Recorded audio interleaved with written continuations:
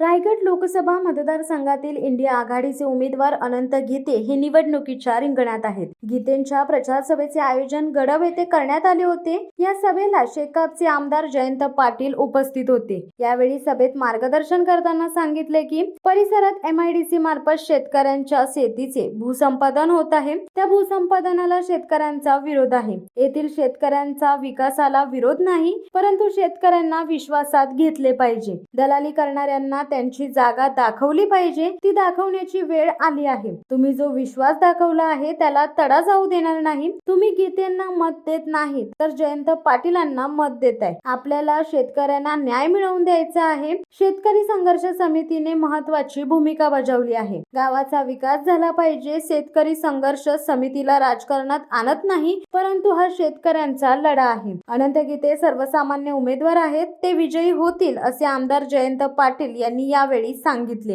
येथे येणाऱ्या MIDC प्रकल्पाला शेतकऱ्यांचा विरोध आहे. आम्ही शेतकऱ्यांच्या सोबत कायम आहोत. आमदार जयंत पाटील यांनी हा विषय घेतला आहे. ही निवडणूक भावी पिढीचे आयुष्य घडवणारी निवडणूक आहे. भाजप संविधान बदलायला निघाला आहे. आपल्याला संविधान वाचवायचे आहे. यासाठीच अनंत गीते यांना विजयी करा असे आवाहन शिवसेनेचे संपर्क प्रमुख विष्णू पाटील यांनी केले. यावेळी लोकसभेचे उमेदवार अनंत गीते, शेकापचे आमदार जयंत पाटील, शिवसेना रायगड जिल्हा संपर्क प्रमुख विष्णुभाई पाटील, सहसंपर्क प्रमुख किशोर जैन, समन्वय नरेश गावंड, उपतालुका प्रमुख हिराजी चोगले, विभाग प्रमुख गजानन मोकल, शेतकरी संघर्ष समितीचे KG म्हात्रे, गजानन पेडवी, सुशील कोटेकर, दिगंबर पाटील, लक्ष्मण कोटेकर, सुनील कोटेकर, माजी सरपंच हरिश्चंद्र म्हात्रे, काँग्रेसचे पेन तालुका अध्यक्ष अशोक मोकल, शेकापचे PD पाटील, लक्ष्मण गावंड, युवा सेनेचे निशांत पाटील, शेतकरी संघर्ष समितीचे कार्यकर्ते व इंडिया आघाडीचे कार्यकर्ते मोठ्या संख्येने उपस्थित होते.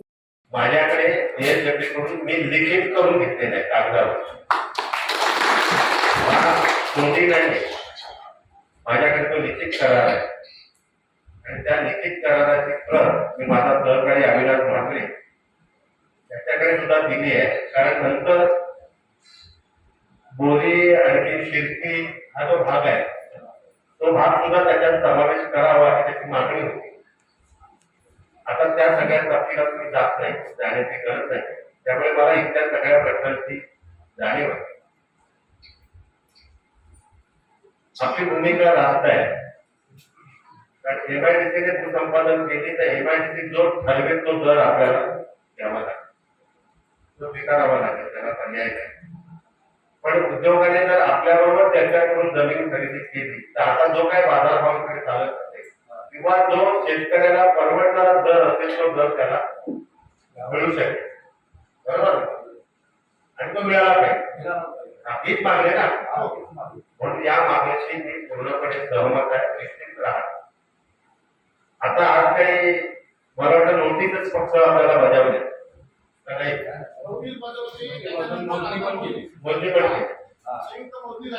बरं. आज मी तुम्हाला इथे कुठला शब्द देणार नाही. त्याचं कारण आहे त्यांनी निवडणुकीच्या आचारसंहितेमध्ये स्पर्धा आहे आणि म्हणून कुठलाही शब्द इथे तुम्हाला आता काही देणार नाही, देणं योग्य होणार नाही. कारण तो आचारसंहितेचा भंग होईल.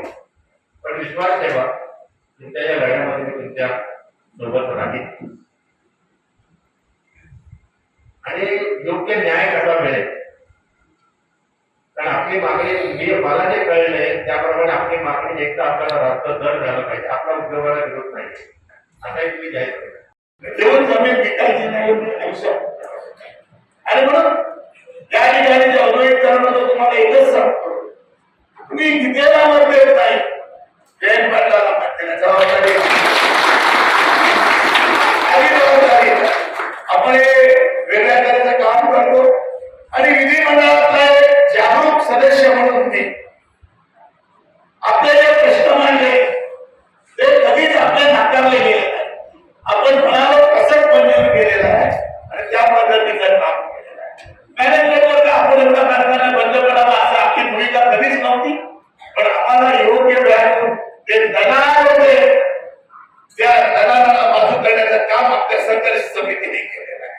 आज आपण जे केलेलं आहे लोक आपल्याला समजा भाव देणार आणि स्वतः 1-25 पर्यंत मित्रा की दलाली काढा आपलं काही म्हणतात आणि म्हणून तो पण प्रयत्न शेवटी इलेक्शनच्या खर्चासाठी चालला होतो तर त्यांचं शेवटचं फायनल आपण ते थांबवते म्हणजे त्या सगळ्या पक्षांना माहिती आहे कोणत्याही वर्षी शेवटी पण झटका दिला होता आचारसंहितेच्या आधी या ठिकाणी काम कर आणि ऍप्लिकेशन करावं पोलीसच्या बराबर आणि मग त्याच्या अग्रीमेंट करायचं आमचं म्हणणं बाहेर आम्हाला एमआयडीसी नको तुझ्या आतमध्ये करायचे तेवढे एमआयडीसी कर आमचं काही म्हणतात बरोबर आहे ना आपण जे बोललो होतो त्याप्रमाणे पण आता आम्हाला किती बँक पॉवर पाहिजे आणि काय क्वालिफिकेशन पाहिजे आम्हाला कळलं त्या ठिकाणी म्हणतात 13,000 मागावर रोजगार देणार आहे फॅक्टरीच्या मालकाने माझ्यावर चर्चा केली टप्प्याटप्प्याने आपण